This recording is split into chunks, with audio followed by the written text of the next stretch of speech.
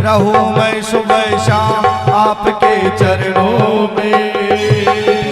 है गुरुदेव प्रणाम आपके चरणों में। सारे तीर्थ धाम आपके चरणों में। चरणों में हे गुरुदेव प्रणाम आपके चरणों में। ओ सारे तीर्थ धाम आपके चरणों में। है गुरुदेव प्रणाम आपके चरणों में। है गुरुदेव प्रणाम आपके चरणों में। है गुरुदेव प्रणाम आपके चरणों में। है गुरुदेव प्रणाम आपके चरणों में। बोले श्री व्यास जी महाराज की जय। बोले वृंदावन बिहारी लाल की जय। जय जय श्री राधे।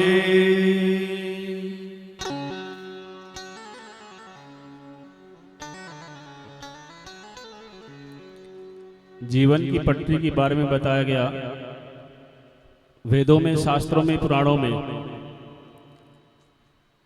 जीवन की पटरी में चलना है तो दान पुण्य कीजिए, सत्संग कीजिए, संतों का सहारा लीजिए, तभी अपना जीवन सुखमय होगा। भक्ति सुतौ तौ तरुणो गृहीत्वा प्रेमैक रूपा सहसा विरासे। श्री कृष्ण गोविंद हरे मुरारे नाथेति नामानि मोह वदन्ति। बोली भक्ति महारानी की जय। भक्ति महारानी अपने दोनों पुत्रों के साथ ताता थैया करती, संकीर्तन करती जब कथा पांडाल में भई, तब नारद जी ने भक्ति महारानी को देखते ही प्रणाम किया और भक्ति महारानी ने वेद व्यासी महाराज को और भागवत महारानी को प्रणाम किया। भक्ति महारानी बोली, महाराज आपके इस कथा अनुशासन ने मेरे दोनों पुत्रों को स्वस्थ कर दिया है। अब मैं विधिवत बैठकर इस कथा भागवत का रसास्वादन करना चाहती हूँ। अहम प्रतिष्ठा में ही मैं कहाँ बैठ जाऊं। सूत जी बोले, देवी तुम जो भी ये भक्तगण बैठे हैं तुम उनके हृदय में विराजमान हो जाओ। बोले क्यों प्रभु? बोले वो इसलिए कि भक्ति महारानी भगवान की प्रीतमा है। भगवान भक्ति जी इतना प्रेम करते हैं, इतना प्रेम करते हैं, जहां भक्ति महारानी जाएगी भगवान वहीं जाएंगे। तो आप इन भक्तों के हृदय में विराजमान हो जाओ जिससे इनका मन माधव में लगे।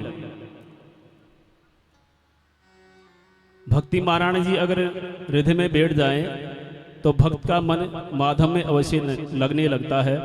इसमें कोई संदेह नहीं है, कोई संकोच नहीं है। बोले वो कैसे महाराज? मेरे बैठने से माधव में मन लगेगा, वो कैसे? तो समझाया। बोले एक बार एक ब्रज की गोपी थी, जमुना के किनारे आंख बंद कर ध्यान लगाते हुए देवर्षि नारद उसे निकल पड़े। ध्यान मग्न बाला को देखा तो नारद जी को बड़ा आश्चर्य हुआ। बोले अरे, संत जिनका ध्यान करते हैं तब भी भगवान नहीं आते हैं, और यहाँ तो साक्षात भगवान विराजमान है, फिर इस गोपी को किसका ध्यान लगाने की आवश्यकता हो गई? और ये किसका ध्यान लगा रही है? गोपी ध्यान मग्न बैठी हुई थी। नारद जी ने विचार किया तो नारद जी भी वहीं अपना कुशासन लगाकर गोपी के सामने विराजमान हो गए। कुछ देर बाद ब्रजबाला ने अपने नेत्र खोले, नारद जी को देखते ही प्रणाम किया। नारद जी बोले, देवी जी मैं आपका परिचय पूछ सकता हूं? और ये आप आंख बंद करके किसका ध्यान लगा रही थी? तब भोली भाली गोपी बोली, महाराज काहों को ध्यान न लगा रही, मैं तो अपनी समस्या को समाधान ढूंढ रही हूं। तब नारद जी बोले, अरे क्या समस्या है, जरा बताओ, पता तो चले।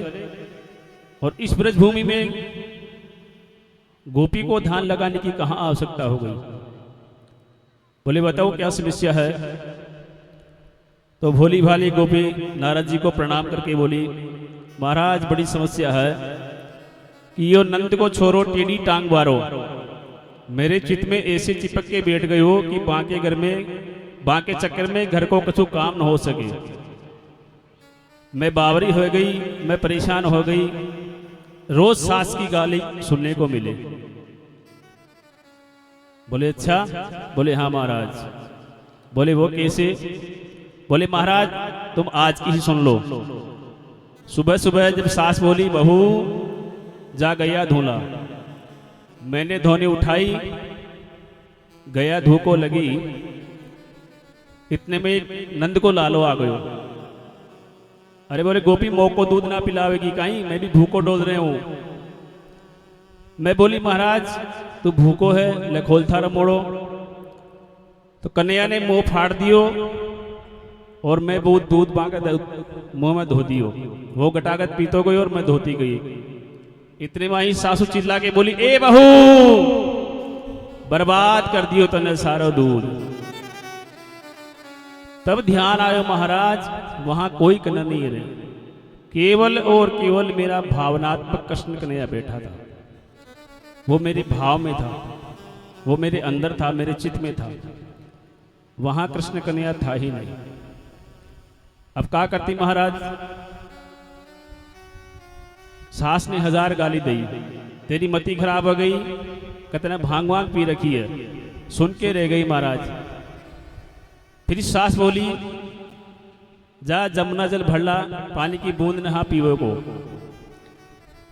अब महाराज जमुना जी से जमुना जल तो भर लिया, पर मटको इतना भारी के उठे नहीं। इतने वहीं नंद को लालो आ गयो और बोलो भाभी मैं ऊंचाई देव कहीं। मैंने कहा अल्ला सही वक्त पे आया है, तनु सारो लगा दे। वाह कन्हैया ने मटको उठायो और मटको फूट गयो महाराज। फिर दान आयो, यहाँ कोई कन्हैया नहीं। अब मैं घर तो आ गई महाराज, पर सास से क्या कहती? सास बोली कोई बात नहीं, जा धान चुन ले, भोजन को वक्त हो गयो है। अब मैं धान चुनने को बैठ गई महाराज, थाली में से धान चावल तो बाहर कर दियो और कंकर अंदर रख दियो और केवल कन्हैया का दर्शन करती रही। तभी सास चिल्ला के बोली, अरे ये बाबरी ये क्या कर रही है? ये कंकर तू खाएगी या मोको खिलाएगी? तब ध्यान आया महाराज वो वहां कन्हैया था ही नहीं, वो केवल और केवल मेरे चित्त में धरा बैठा है। तो महाराज मैं नंद का छोरा से परेशान हो गई, बावरी हो गई, तो मेरे चित्त में घुस तो गई हो, निकलोगे कैसे? अब आप ही बताओ महाराज इसकी समस्या को समाधान। तब नारद जी ने सिर पकड़ा, है भगवान ऐसी समस्या पहली बार सुनी है। अरे संत जिनका ध्यान लगाते हैं उनकी एक चरणार बिंद की धूली अगर संतों को मिल जाए, उनकी छाया मिल जाए, तो अपने को करार बिंद समझते हैं। और ये गोपी उस श्याम शरण को, इस नंद के लाला को अपने चित्त से निकाल कर उनके चरणों में ध्यान लगाना चाहती है, संतों में मन लगाना चाहती है, लेकिन मन लग नहीं रहा है। बंसी वाले की बंसी में यही चित्कार है, जो एक बार फंस गया वो दोबारा निकल नहीं पाता है। तब नारद जी बोले, देवी इस समस्या का समाधान केवल और केवल माधव के पास ही है, मेरे पास नहीं है।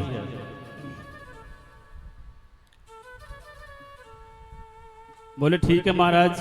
नारद जी चले गए, गोपी चली गई। नारद जी पहुंचे सनकादिकों के पास। अब नारद जी एक प्रश्न करते हैं, बोले प्रभु इस जगत में बड़े बड़े पापी पड़े हुए हैं, क्या उनका भी पाप नष्ट हो सकता है? श्रीमद् भागवत सुनकर सनकादिक बोले नारद जी इसमें संशय नहीं है।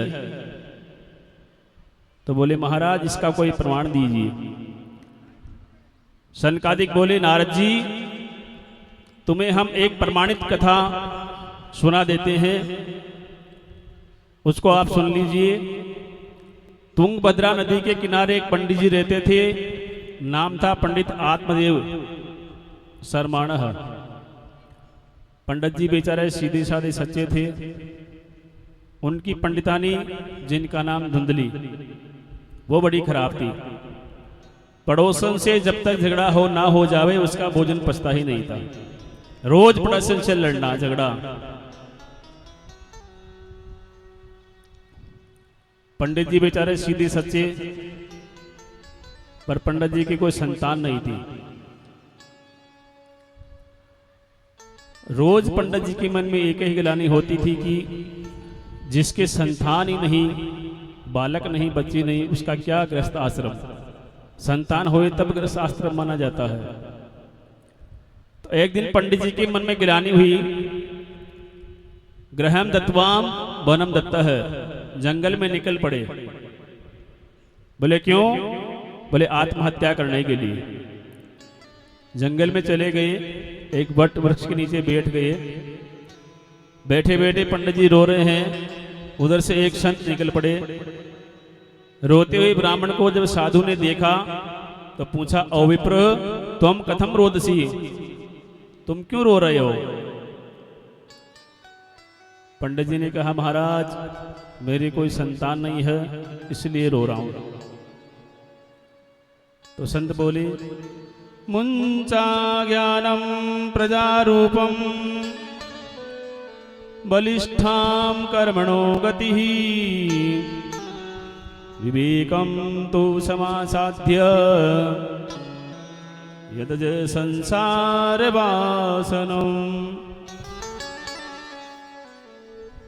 संत बोले पंडित जी संतान में बड़ा सुख मिलेगा, ये केवल तुम्हारी भ्रांति है और कुछ भी नहीं है।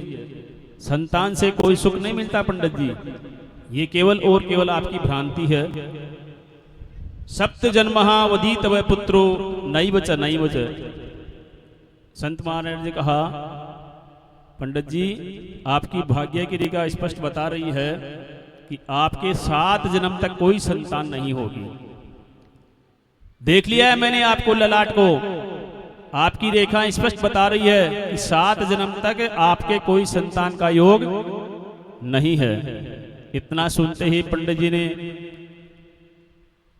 पत्थर पर सिर पर अपना पटक कर अपना रक्त संचार कर दिया। रक्त का संचार होने लगा। संत ने देखा तो दया आ गई। संत बड़े दयालु होते हैं, संत बड़े उदारमान होते हैं। संत महाराज ने कहा ओ ब्राह्मण देवता रुक जाइए, मैं तुम्हें एक फल देता हूं, इसे ले जाकर अपनी पत्नी धर्म पत्नी को खिला देना, तुम्हारे एक सुंदर बालक का जन्म होगा। जाओ मेरा आशीर्वाद तुम्हारे साथ है। आत्मदेव जी उस फल को लेकर बड़े प्रसन्न होते हैं, अपने घर को निकल जाते हैं। घर जाकर अपनी धर्मपत्नी जिसका नाम धुंधली, अपनी धर्मपत्नी को देते हैं और बोले यह फल खाओ, अच्छे संत ज्ञानी पुरुष ने दिया है, यह फल खाने से तुम्हारे जरूर ही संतान होगी। धुंधली बोली ठीक है महाराज जी मैं खा लूंगी। आत्मदेव जी घर से बाहर निकल गए। अब धुंधली ने मन ही मन विचार किया, अरे बोले पंडित जी भी किनके चक्कर में पड़ जाते हैं, बोले फल खाने से भी कोई संतान होती है क्या? आज तक कभी सुना ही नहीं ऐसी चीज, तो जिसने फल खाया उसकी संतान हो गई, ये हो ही नहीं सकता। धुंधली विचार कर रही थी इतनी देर में ही पड़ोसन आ गई। बोले अरे आओ आओ बहना आओ, काफी दिनों